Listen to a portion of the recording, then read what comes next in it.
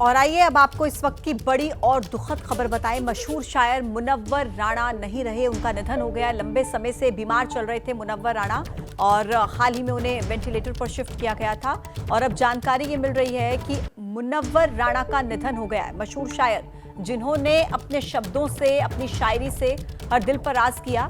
मशहूर शायर जो कि लंबे समय से बीमार चल रहे थे, मुनव्वर राणा, उनका निधन हो चुका है। ज्यादा जानकारी देंगे मेरे सहयोगी संजय त्रिपाठी, इस वक्त फोन लाइन पर जुड़ गए हैं। संजय, मुनव्वर राणा लंबे समय से बीमार चल रहे थे और हाल ही में उन्हें वेंटिलेटर पर भी शिफ्ट किया गया था। उनके निधन की जानकारी मिल रही है, कहां पर उनका निधन हुआ और क्या है पूरा अपडेट इस मामले को लेकर?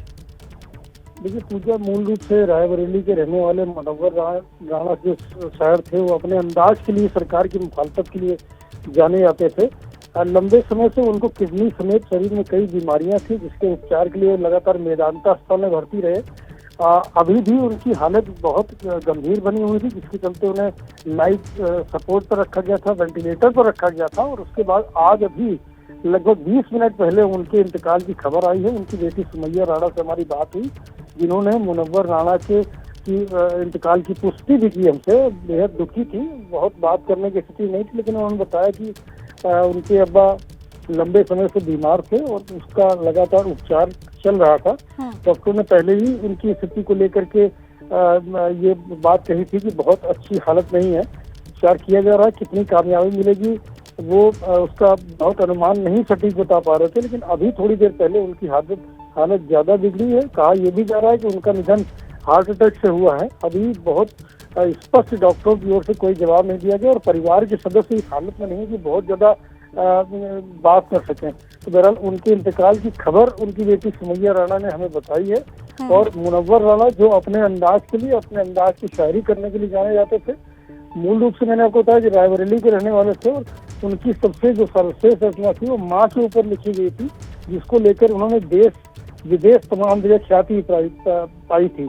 ये दुखद खबर है और कहीं ना कहीं जो विद्वान जगत है उसमें ये इस घटना को लेकर, दुखद निधन को लेकर के शोक संवेदना की लहर दौड़ पड़ी है। पूजा जी ठीक है संजय, आप मेरे साथ रहिए। अभिषेक भी इस वक्त मेरे साथ जुड़ गए। अभिषेक, आप तो खुद शेर व शायरी में बहुत रुचि रखते हैं और ऐसे कई लोग जो कि लिटरेचर की दुनिया से कहीं ना कहीं कनेक्ट कर पाते हैं। आज मुनव्वर राणा के निधन की खबर उन सबके लिए बहुत दुख की खबर है और इस वक्त पर मुझे उनका एक शेर याद आता है जिसमें वो कहा करते थे कि जिंदगी ताश के पत्तों की तरह है मेरी और पत्तों को बहरहाल बिखर जाना है।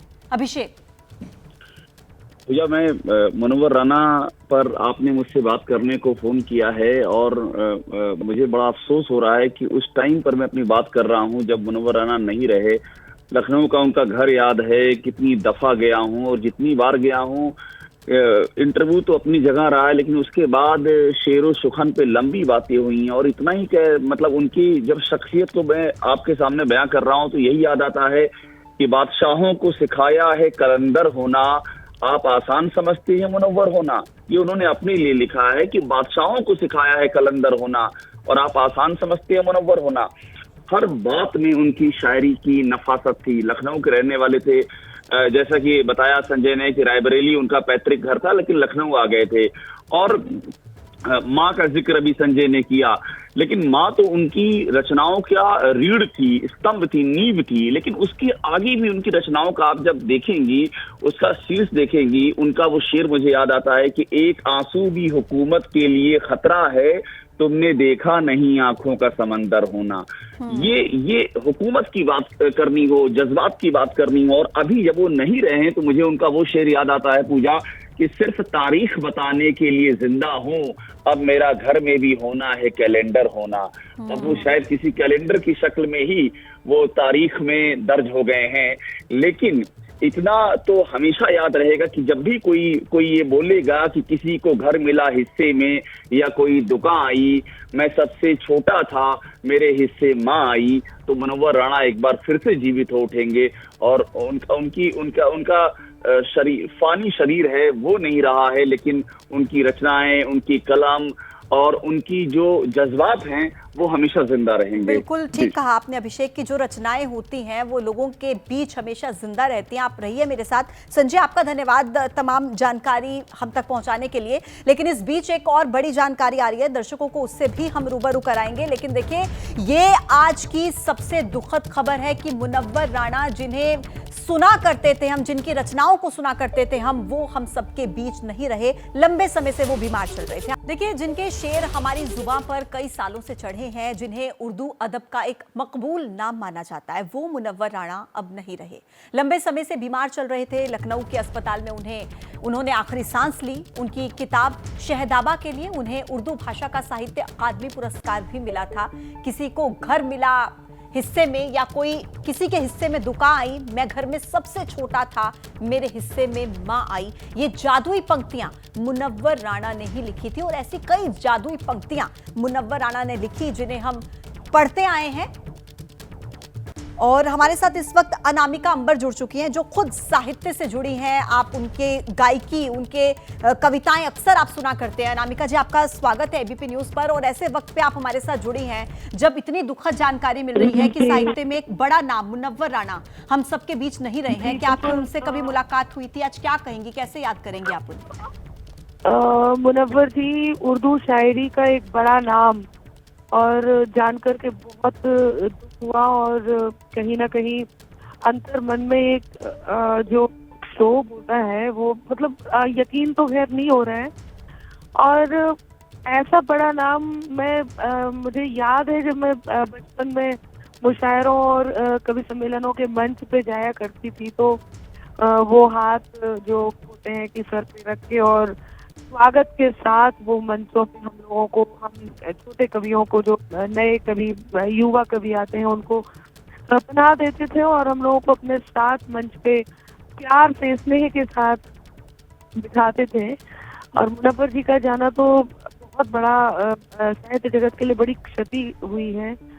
ऐसे कवि जिनको, ऐसे शायर जिनको हम सब मंचों पे कोट करते हैं, उनके शेर जुबां पे रहने वाले शेर, उनकी शायरी जुबां पे रहने वाली शायरी। और खास तौर से जब वो रिश्तों को लेकर के बात करते हैं, उनकी ज्यादातर शायरी जो रहती है, जो रिश्तों को लेकर के, जिसमें सबसे ज्यादा बात होती है। और बहुत दुख हो रहा है, मैं तो यकीन मानिए विश्वास भी नहीं हो रहा। अभी पता चला उनका जाने से, तो बहुत बड़ी क्षति साहित्य जगत को हुई है। उर्दू का एक बड़ा सितारा आज बुझ गया, बड़ा दुख हुआ है। मैं इस संदर्भ में, मुझे कुछ पंक्तियां मन से निकल रही हैं और मैं वो जरूर कहूंगी कि बिखर जाती लड़ी माला की मोती फूटते क्यों हैं, मनाना जिनको हो मुश्किल वही फिर रूठते क्यों हैं, जमीन से उठ के अंबर तक पहुंचते हैं चमकते हैं, जमीन से उठ के अंबर तक पहुंचते हैं चमकते हैं, मगर फिर भी यही अक्सर सितारे टूटते क्यों हैं। वो जमीन से उठकर के सितारे हो जाते हैं। हम सबके बीच से एक नायाब हीरा गुम हो गया, एक सितारा, एक सूर्य, उर्दू जगत का सूर्य कहूँ तो आज ढल गया, आफताब कहा जाए उर्दू जगत का। बहुत दुख हुआ और बहुत संवेदनाएं हैं उनके परिवार के लिए। मैं बस यही प्रार्थना करूंगी ईश्वर से कि ये दुख सहने की शक्ति दे। और उनके सबसे ज्यादा बड़ी बात की जो प्रशंसक हैं, जो उनके प्रशंसक जो ये विश्वास नहीं कर पा रहे होंगे इस समय, जिनको ये विश्वास नहीं हो रहा होगा कि इतना बड़ा हाथ, इतना बड़ा सरपरस्त उनके बीच अब नहीं है, तो मैं ईश्वर से प्रार्थना करूंगी कि उनके प्रशंसकों को इतना साहस दें कि वो इस दुख को सह सकें, इस गम की घड़ी में वो अपने आप को संभाल सकें। और ओम शांति। बिल्कुल ठीक कहा अनामिका जी आपने। और साहित्य के जगत से जो भी लोग जुड़े होते हैं, वो जो भी लिखते हैं, बेशक वो हमारे बीच आज मुनव्वर राणा नहीं है, लेकिन जिस तरीके से उन्होंने लिखा, जो हमने सुना, वो हमेशा तमाम लोगों के बीच जीवित रहेगा। अनामिका जी, आपका धन्यवाद हमारे साथ जुड़ने के लिए।